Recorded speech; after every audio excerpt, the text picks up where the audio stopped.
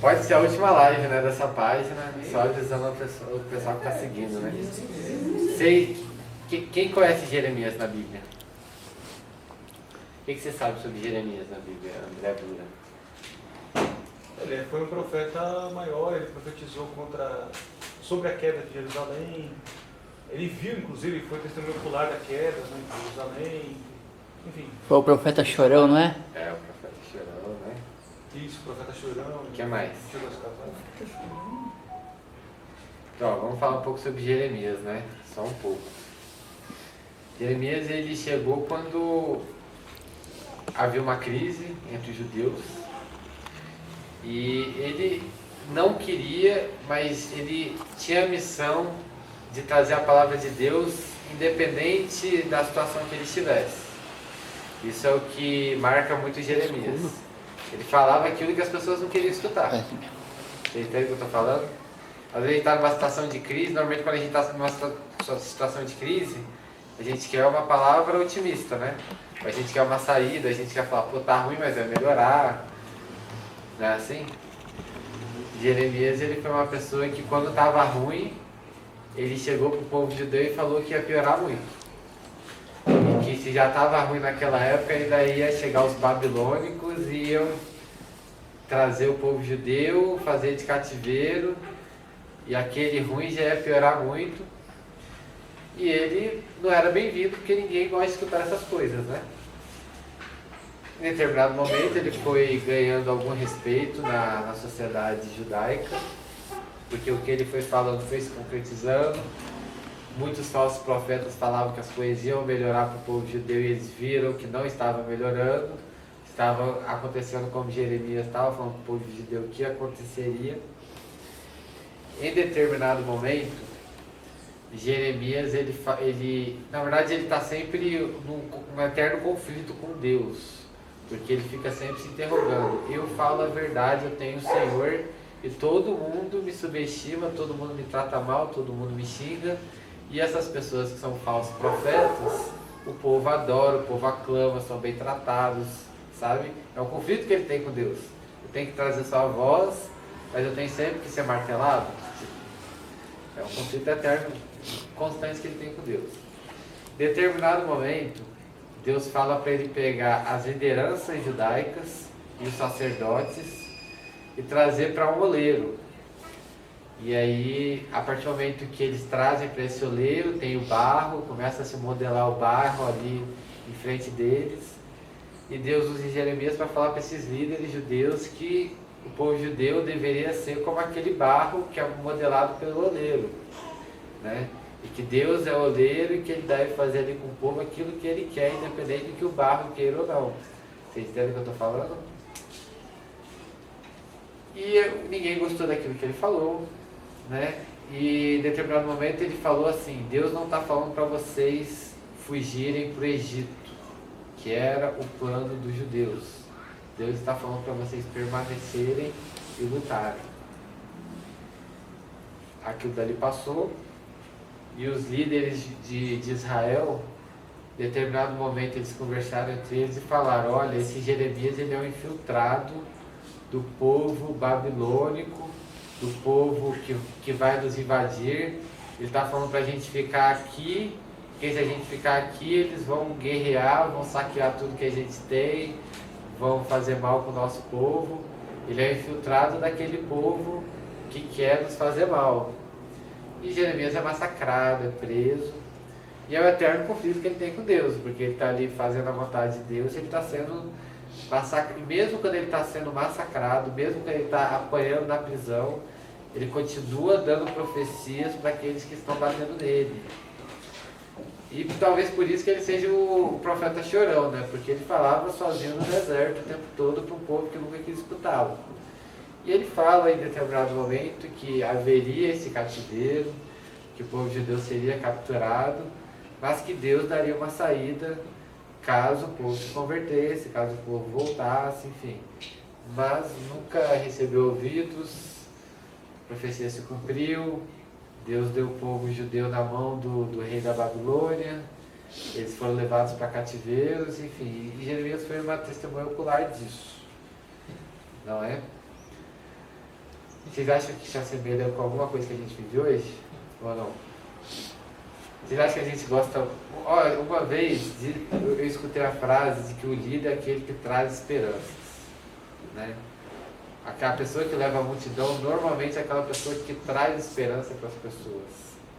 Porque ninguém quer escutar alguma coisa que não seja boa, ou algum futuro que não seja bom, ou alguma coisa que não tenha saída. Ninguém quer escutar isso. As pessoas querem seguir quem dá esperança, correto? Eu não quero ficar falando que ninguém sai daqui pior, sabe? Mas ao mesmo tempo que tem essa passagem de Jeremias, Deus sempre guarda o seu povo, sabe? E mesmo Jeremias fala que é uma coisa que mesmo ele sofrendo, e mesmo aqueles que estavam sendo perseguidos por estarem com Deus, com a verdade, eles sentem uma paz muito forte dentro deles. Que é uma paz que só quem segue a Deus sente, né?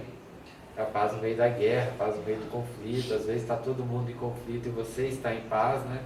Porque Deus está com você, né? Então, beleza. Essa foi a passagem de Jeremias. Vocês estão muito piores do que vocês começaram me olhando, viu? Vocês começaram me olhando com caras boas, agora está todo mundo me olhando com aquela cara de tipo... Eu lembrei daquela coisa, que o pessoal fala, se der ruim, a gente vai embora, velho. Isso, cara, em todo lugar, né? É tudo Você vai certo. apertando. E sair do Brasil, você é um eterno estrangeiro. Eu posso falar que eu morei 6 anos nos Estados Unidos.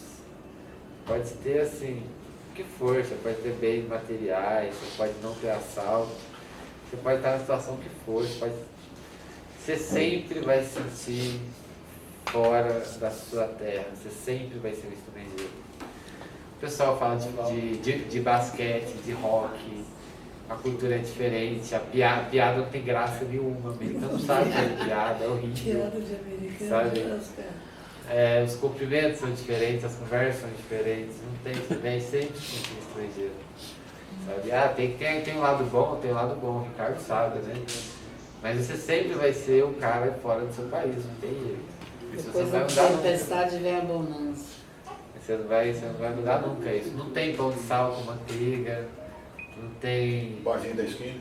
barzinho da esquina, ninguém vai falar de Bolsonaro com você.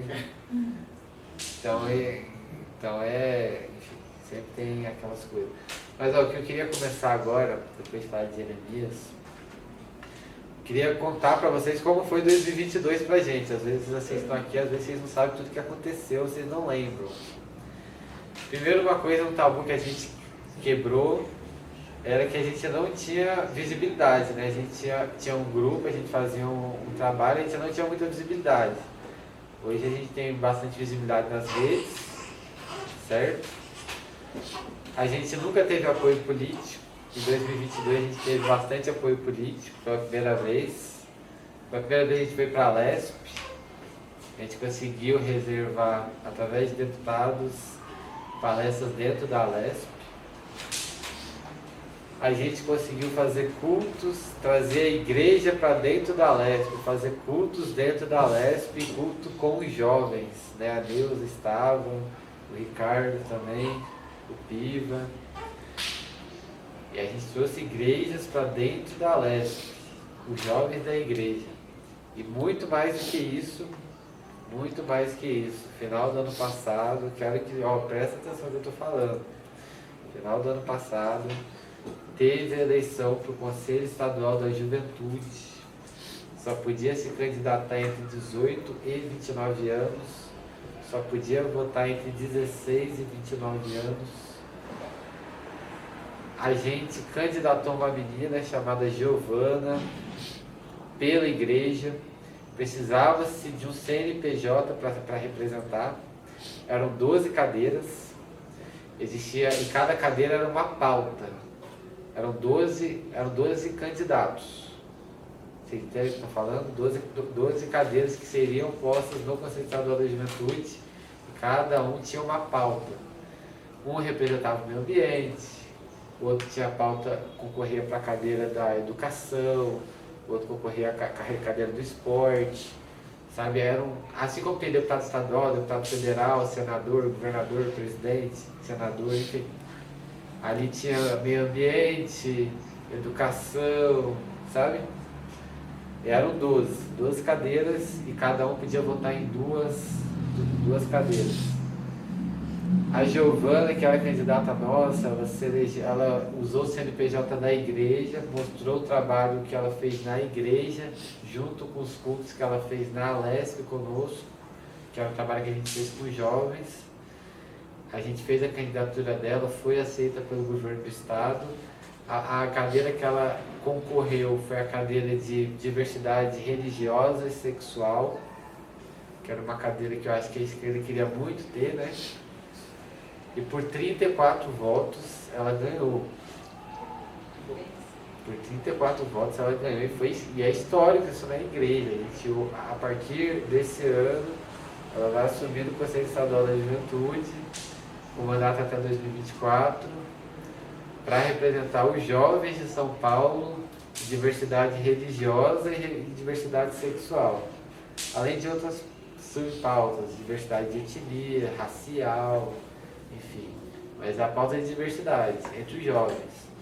E todo mundo pensa que entre os jovens a esquerda dominou, né? Está tudo dominado. Imagina jovens entre 18 e 29 anos, a maioria universitários. A igreja conseguiu eleger, né? Com essa idade, nessa idade. E a gente agora está trabalhando junto com ela, nessa pauta. Outra coisa, eu acho que quem é no Patriotas mais antigo sabe, a Sonaira já veio palestrar pra gente, né? E a Sonaira é uma amiga nossa. E ela tem uma missão muito forte agora no governo Tarcísio, que ela virou secretária do governo do Tarcísio. Secretária da Mulher. Para vocês terem uma ideia, ela vai ter que fazer 51 núcleos ao redor de São Paulo, das cidades, enfim, dos municípios de São Paulo, pelo menos 51 núcleos que vão representar as mulheres vítimas de algum tipo de infração naquela região. Imagina, eu conversei com ela ontem, a Naira, ela está num BO enorme, assim, de nomear pessoas, de saber os cargos, enfim, de fazer a aliança com outras secretarias.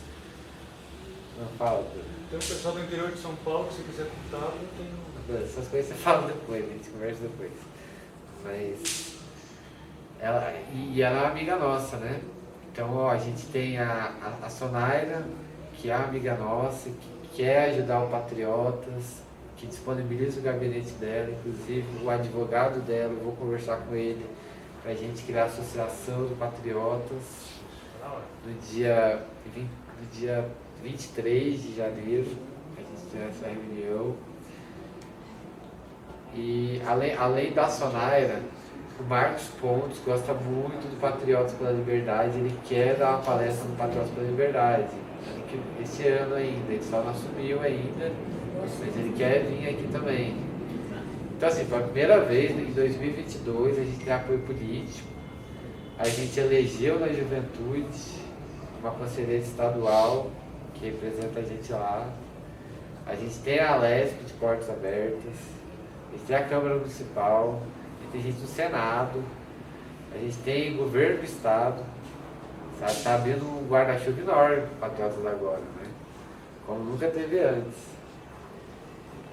Deixa eu ver. Ó, Alesp, Conceição, redes sociais e apoio político. Vocês têm alguma dúvida? Alguma coisa que aconteceu e eu não falei? Bom, a aprovação da PL do lugar foi feita, né? Só não foi em lei ainda. Sim. E outra coisa, né? Isso não tem nada a ver com Patriotas, mas só para vocês terem uma ideia das coisas que estão acontecendo. Por exemplo, teve uma eleição no final do ano passado para o Conselho Municipal de Habitação. E o pessoal entrou muito forte, não esperavam concorrência. A igreja elegeu um representante no Conselho Municipal de Habitação ano passado. Entende? Então, assim, eles estão tendo derrotas municipais e estaduais muito grandes. E ninguém está falando, ninguém sabe, mas a igreja está acordando. Os conservadores estão acordando. E esse ano é ano da eleição regional mais importante, que é o ano dos conselhos tutelares. Vocês lembram disso? Vocês sabem disso? E a gente já está se organizando para ver quem vão ser os candidatos, para candidatar pessoas, né? É remunerado o cargo, não é um salário ruim, é uma barra pelo trabalho que é, mas não é um salário ruim. Teve até o reajuste de mais de 30% ano passado. Provavelmente, enfim, o governo petista eles gostam de dar reajuste para esse setor. Então, assim, vai ter eleição e a gente vai tentar eleger o máximo de conservadores aí nas regiões. Então, esse ano é importante também da gente ter essas vitórias pequenas. Fala, Gabriel. Só uma pequena dúvida, esse conselho que você falou de moradia, é o conselho que define zoneamento Sim. na cidade? Conselho Municipal de Habitação. O Arthur é um cara muito bom. Sim. Esse conselho, a eleição foi no final do ano passado. Já teve, eu não conheço o cara que se elegeu, mas eu sei que quem elegeu ele foi a igreja, não foi o pessoal. O pessoal achou que ia, por pouco que ele se elegeu também. Lado direito da força. Pessoal. Então, o pessoal fez oposição, Pessoal partido, tá. mas eles perderam, quem ganhou foi o candidato da igreja, entendeu? Lado direito da força é bem interessante. O lado direito da força tendo vitórias municipais e estaduais muito grandes, assim, só que a gente não, isso não chega pra gente, né? Isso não vira notícia, a esquerda também sempre agiu dessa forma e nunca gerou notícia, né? Para 2023, ó, a meta que eu tenho muito forte de fazer a associação acontecer. Primeiro que hoje a gente tem empresários que, ontem eu estava numa clínica de radiologia, a gente tem uma dona de clínica de veterinária, a gente tem dona de imobiliária, a gente tem empresários que querem ajudar o Patriotas, que estão com a gente, sabe? Se a gente der um projeto bacana, eles abraçam. Eu nunca vi assim, esse interesse de setores assim, desse tipo interessados no nosso trabalho, pela primeira vez. Eu acho que eles viram com a quantidade de pessoas novas que foram para a rua, né, nesses últimos dias, semanas, meses.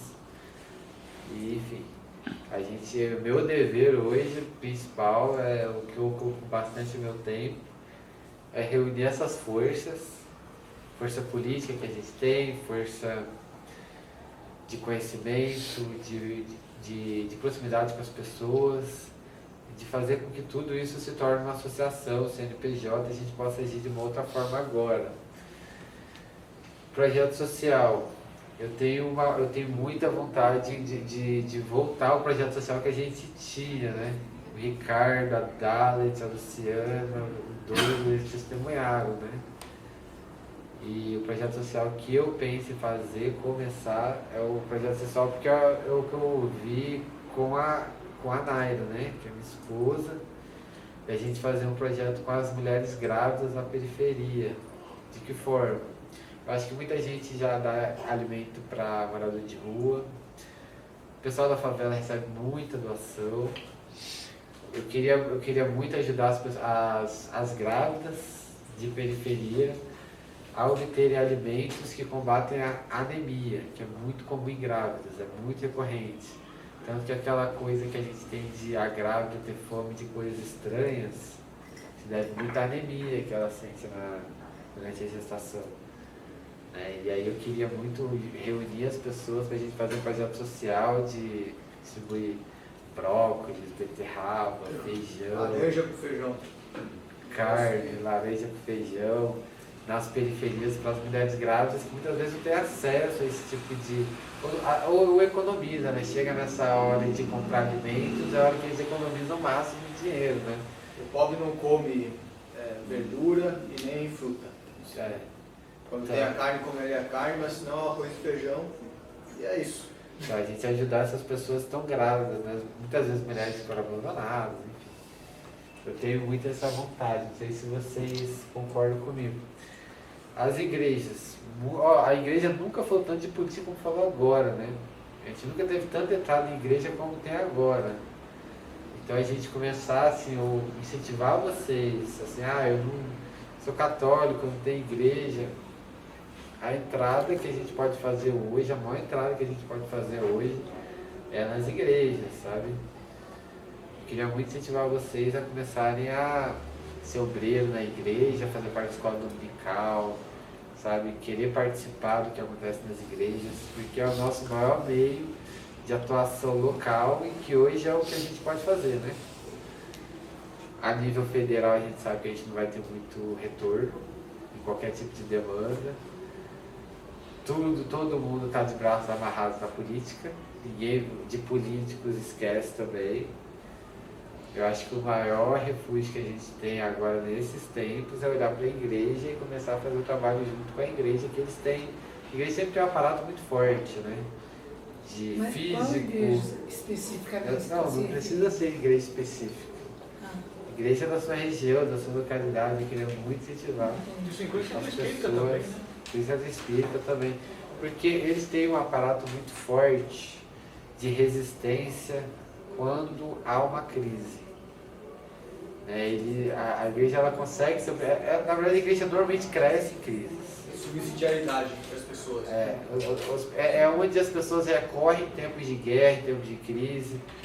Você vê, por exemplo, na Ucrânia, muitas pessoas se hospedaram nas igrejas, muitas pessoas se refugiam nas igrejas.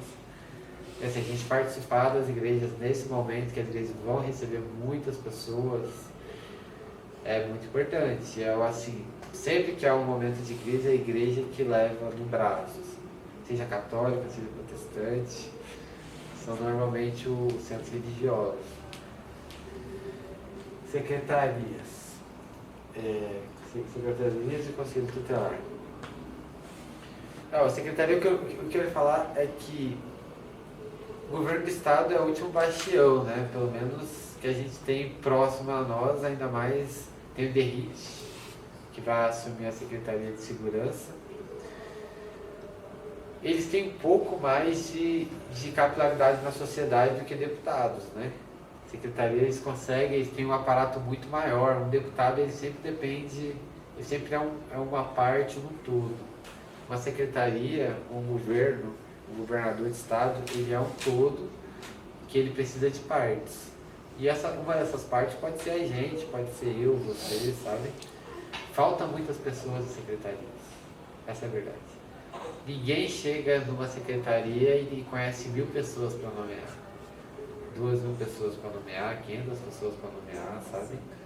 Falta trabalho, falta pessoas lá. Pode ter certeza, o governo é novo, o governo do estado é novo, o Tarcísio é novo, o Tarcísio não conhece, sei lá, não tem nem noção, assim, mas é 30.000 pessoas que ele, 40.000 pessoas. Então se vocês, assim, agora que as secretarias estão sendo formadas, eu sou da área de educação, vai na Secretaria de Educação, manda e-mail, se apresenta. Sou, sei lá, policial militar, vai na Secretaria de Segurança, fala lá, olha, eu tenho esse trabalho, talvez tentando na PM, quero conhecer agora, se envolver agora, seria muito bacana, sabe?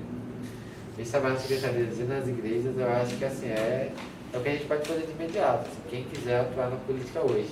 A gente querer mudar hoje o Brasil falando mal de qualquer instituição, assim, preso ninguém muda nada, né?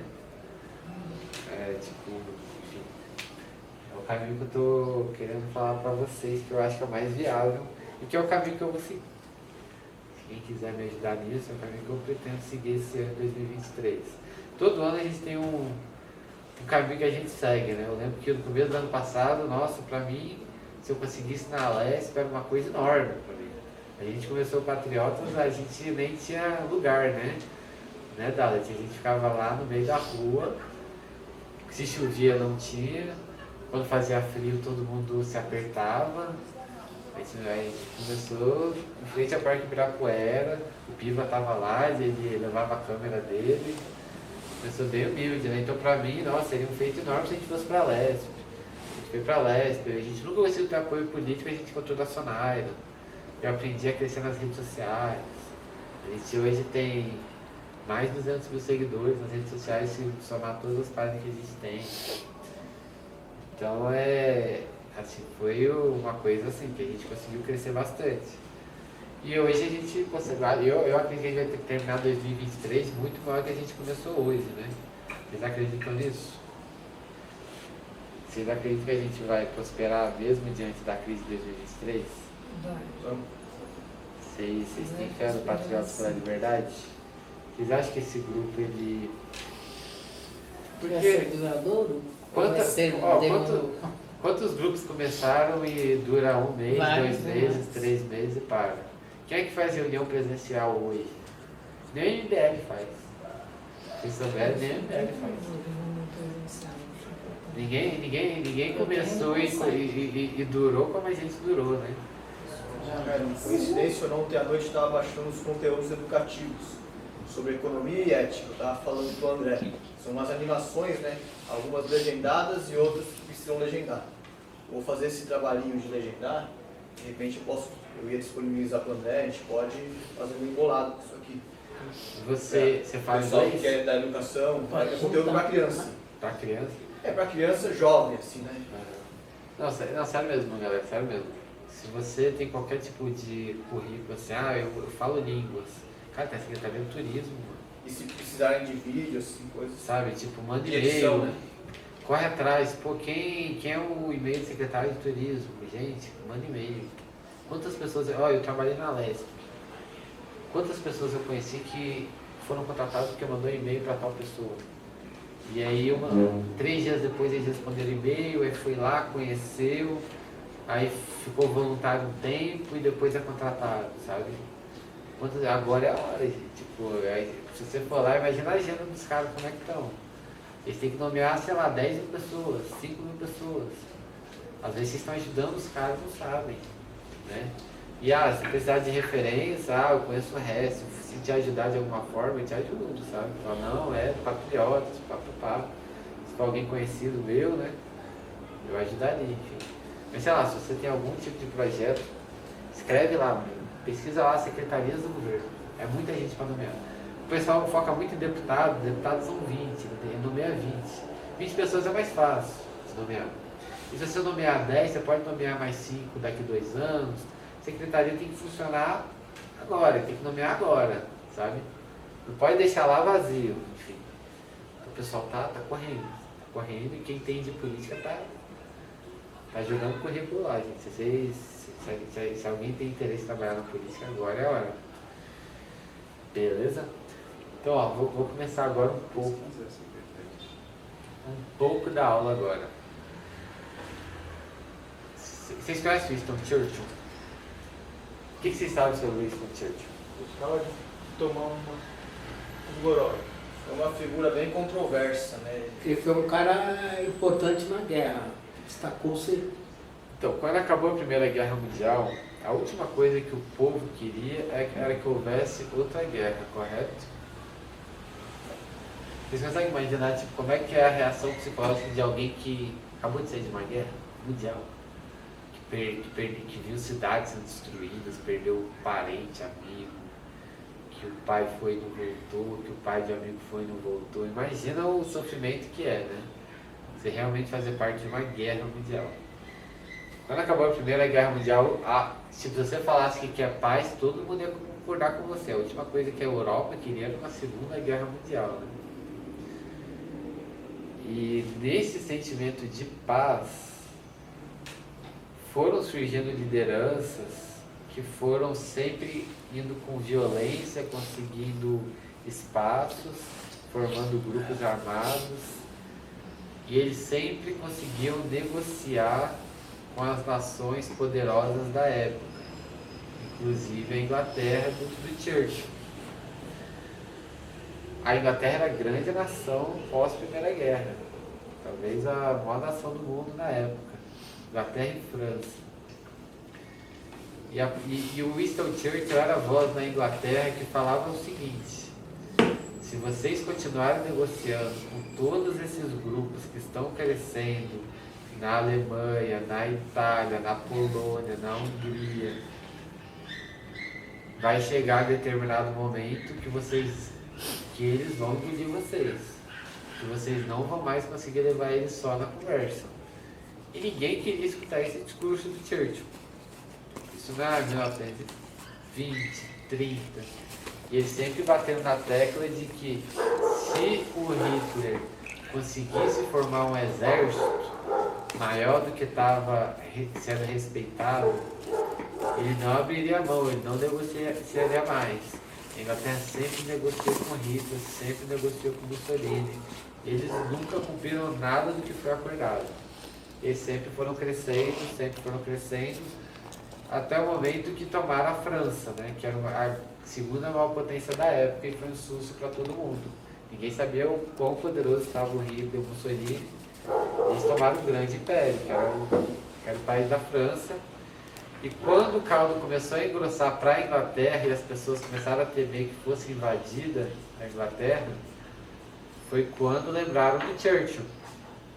E lembraram que ele era o único que havia alertado ao povo inglês de que se tivesse aquela política de tratar com quem quer te destruir, fazer acordo com quem quer te destruir, uma hora aquilo se volta contra você, né?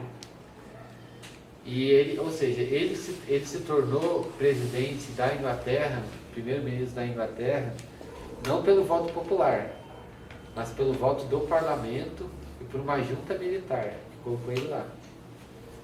Quando acaba a Segunda Guerra Mundial, ele tem a aprovação de quase 100% dos ingleses, mas quase 100% mesmo. Assim. Ninguém ia falar mal do Churchill, porque ele não só alertou que ia acontecer quando era o Jeremias, não só alertou, como venceu a guerra quando o caldo engrossou. Liderou a Inglaterra no momento mais difícil dela até então. Aí chegou a eleição em 1945, né, e ele, que tinha todas as mídias conservadoras, a mídia majoritariamente na Inglaterra apoiava o Churchill. Chegou em 1945, ele ganhou, né? Ele perdeu. Perdeu pro Clement, que era da esquerda.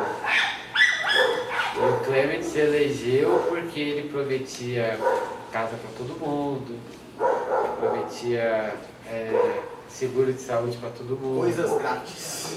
Um Estado maior. E assim, o povo inglês falava, a gente adora o Churchill, mas a gente não quer uma terceira guerra, sabe? Não, a gente quer ficar na paz. E o povo assim, imagina assim, o povo inglês, que passou por uma mesma geração, né? Não passou nem uma geração disso, a mesma geração que viu a Primeira Guerra Mundial, que viu o Churchill alertando, que viu o Churchill ganhando a Segunda Guerra Mundial, não quis votar no Churchill cometendo o mesmo erro da Primeira Guerra Mundial, de não querer o conflito, não querer mais guerra, não querer seguir essa filosofia do politicamente correto, sabe? E não eleger o Churchill, imagina hoje, sabe? Que a gente é uma geração que não passou por guerra nenhuma. Que a gente está décadas e décadas sem guerra. Como que as pessoas...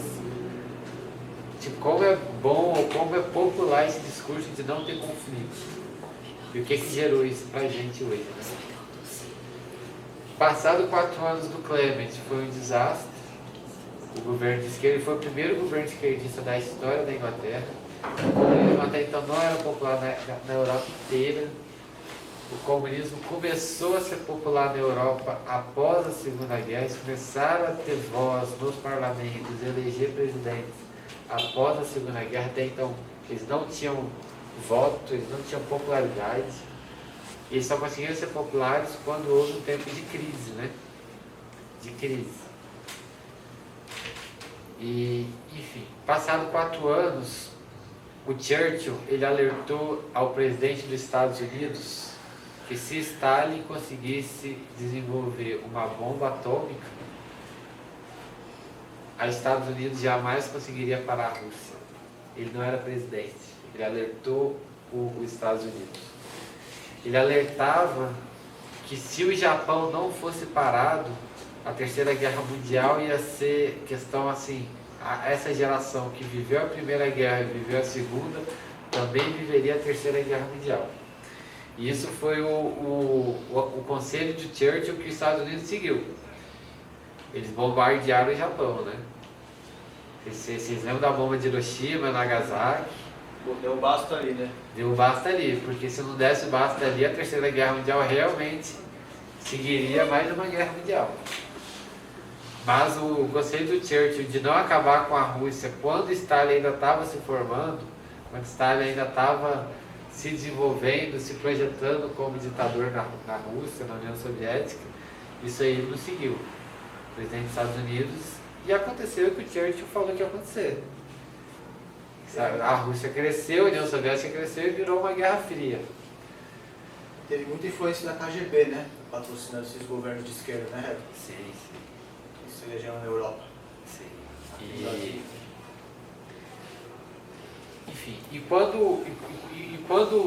depois de tudo que ele viveu, ele ainda, no final da vida, ele ainda voltou a ser primeiro-ministro da Inglaterra, mas assim, ele faleceu enquanto estava no mandato, teve problemas de saúde, já não era mais o mesmo Churchill de 10, 15, 20 anos atrás. Mas assim, ele durante a vida toda dele, ele sempre foi uma voz do deserto. Ele perdeu tudo aquilo que ele tentou na vida, não deu certo. Ele não era um bom estudante. Ele conseguiu entrar no exército por contato e não se deu bem no exército. Tentou diversas vezes se eleger, nunca conseguiu ser eleito. Só foi conseguir ser eleito depois de várias tentativas. Ele sempre foi uma voz do deserto, nunca foi entendido, compreendido. Mas no final da vida ele acertou tudo que aconteceu no mundo. Tudo. E, enfim, foi uma voz que não foi ouvida, né? Aí agora eu quero falar o mais importante. Vocês nunca ouviram falar do Orange Movement? Alguém já ouviu falar do movimento laranja? Ninguém nunca ouviu falar, gente. Ninguém. O Churchill ainda tem um filme, né? Mas isso aqui precisa ter um filme, um documentário. A gente precisa fazer isso. Se eu tivesse assim... Se eu tivesse algum tipo de estrutura para fazer, se tivesse um conselho para o Brasil Paralelo, eu falaria, cara, faça um documentário sobre o Orange Movement, sabe? Que o povo não conhece. O que foi o Orange Movement? Vocês conhecem a Polônia, né? Polônia que hoje é um país quando muitas pessoas de direita, muitas pessoas que querem preservar o seu patrimônio, deixam dinheiro na Polônia. Tem hoje um presidente ainda de direita, enfim. É uma barreira, né, contra o progressismo. É uma barreira contra o progressismo. Hoje eles dizem que a Polônia e a Hungria, né? São as duas barreiras. Eu tenho um amigo que mora na Hungria, ele fala que não é tão assim também, né? Que o presidente é de direita, mas não é aquela direita que a gente imagina, né? E a Polônia, eu lembro que um ano antes da eleição aqui no Brasil, teve eleição na Polônia, e o presidente da direita se reelegeu assim 2% de votos a mais do que o da esquerda, sabe? Foi uma eleição super apertada. Mas foi no auge da pandemia, enfim, tem o esquerdismo lá, tem, mas prevalece a direita.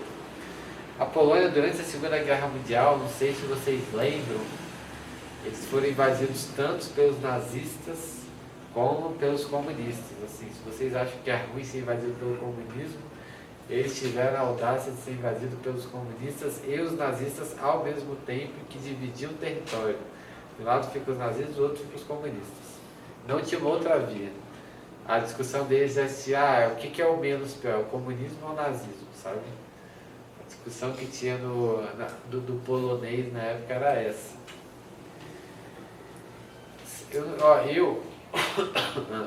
Vou te fazer uma pergunta. Os poloneses venderam a bandeira pelo trago de pinga? Não, vamos conversar sobre a Polônia agora. Então, a Polônia, ela tinha essa representatividade política, né? Eu esqueci o nome, cara, porque o polonês são nomes difíceis de você falar e de você decorar. Mas existia um rapaz, na verdade assim, sempre houve protestos do povo contra os regimes, contra o regime que estava instaurado na Polônia, assim como a gente faz de ir na Paulista, de ir no QG, havia. Em determinado momento os poloneses falavam, cara, isso não dá certo. Eles não estão nem aí para esses protestos que a gente faz, esses protestos populares. O próprio povo polonês começou a perceber que quanto mais protestos eles faziam, menos aderência tinha a causa anticomunista e antinazista, porque as pessoas iam, protestavam, não via resultado, voltavam para casa desanimado, concordando ou não, eles tinham que tocar a vida deles de alguma forma. E era o que o povo polonês percebeu. E esse pensador polonês, percebendo isso, ele falou, gente, no confronto a gente não vai conseguir. protesto a gente também não vai conseguir. O povo não acredita nem em protesto e nem em confronto com o regime. E ele começou a perceber que na arte, eles viviam assim uma vida tão distópica entre a realidade e o que o governo pregava, que ele começou a fazer relações com um tipo de arte que é, enfim, que é de você desenhar aquilo que não tem nada a ver com o seu cotidiano, ou de desenhar aquilo que não representa o que você faz. E eles começaram a fazer sinais e códigos. É difícil você traduzir do polonês, mas eram desenhos assim, de pessoas alegres. Ó, o Eduardo, a pessoa mais importante do Patriota, acabou de chegar. Se vocês acham que tem alguém que comanda o Patriotas, a mente brilhante do Patriotas está ali, entendeu?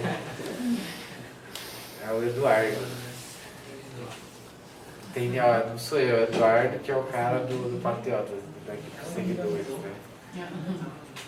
E, enfim, aí os poloneses, eles começaram a fazer um movimento assim, de tudo, de ficar fazendo desenhos, e eles começaram a fazer o slogan de que não há liberdade sem elfos, não há liberdade sem caricaturas, sabe? Por que eles faziam isso? Porque, cara, vocês vão prender a gente porque a gente desenhou um elfo, porque a gente desenhou um anão na parede, sabe? Tipo, é o sarcasmo. Eles começaram a trabalhar com sarcasmo pra trazer alusão às pessoas àquilo que eles estavam vivendo. Que eles não podiam nem desenhar um meme, assim. Eles não podiam fazer nada. Tinham que sempre seguir o regime. E a coisa, tipo, super, ultra radical era você desenhar um anão na parede, sabe? E eles começaram a fazer desenhos engraçados e começaram a fazer piada do regime. Aquilo começou a tomar proporções internacionais muito fortes. E pelo sarcasmo, o povo começou a parar de respeitar as autoridades polonesas. Pelo sarcasmo. E assim, a figura política, ela só tem representatividade porque a gente acha que tem representatividade. Ele só é o que é a partir do momento que a gente respeita aquilo que ele é, ou aquele cargo que ele representa. 1957. Ninguém, assim, a não ser pelo poder das armas, se não tem arma no meio e a gente respeita e obedece, é porque a gente acredita naquilo, é por livre e espontânea vontade.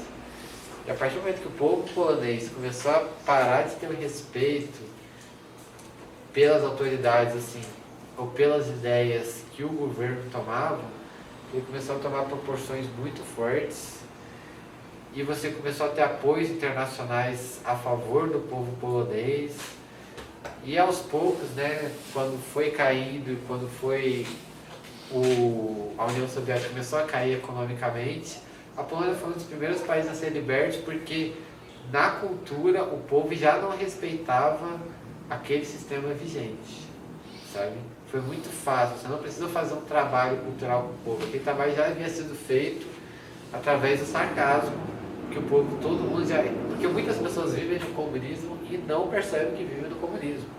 E acham que aquilo que eles estão vivendo é o melhor tipo de governo. Quantas pessoas... Tipo assim, eu não acredito que ele... Enfim, mas quantas pessoas não votaram no ser lá que veio do mar, né? Muitas pessoas votaram. Eu não acho que ele... Mas muitas pessoas acreditam realmente que é o viés a ser seguido. Há um trabalho cultural muito grande ainda a ser feito no Brasil, né? Há muitas... preocupar em censurar tudo, né? Há muitas mentes ainda que a gente pode trabalhar. Os poloneses conseguiram fazer esse trabalho de cultura através dos memes nas paredes. Por incrível que pareça, aquilo furou a bolha da política.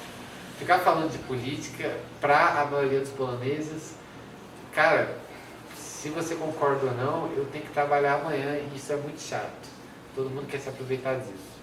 A partir do momento, cara, peraí, você tá achando ruim porque ele fez uma foto de um anão na parede, cara, tipo, qual é o perigo pro regime de você levar um papel de um elfo, sabe? Era muito isso que os poloneses faziam.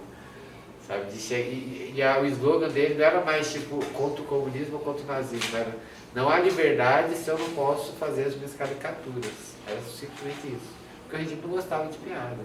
Era simplesmente isso. E eu acho que, sinceramente, alguém tinha que fazer um documentário sobre isso. Sobre o Orange Movement. Sabe? Se alguém importante aí tá vendo esse vídeo. O Solidariedade, que era o partido. Isso.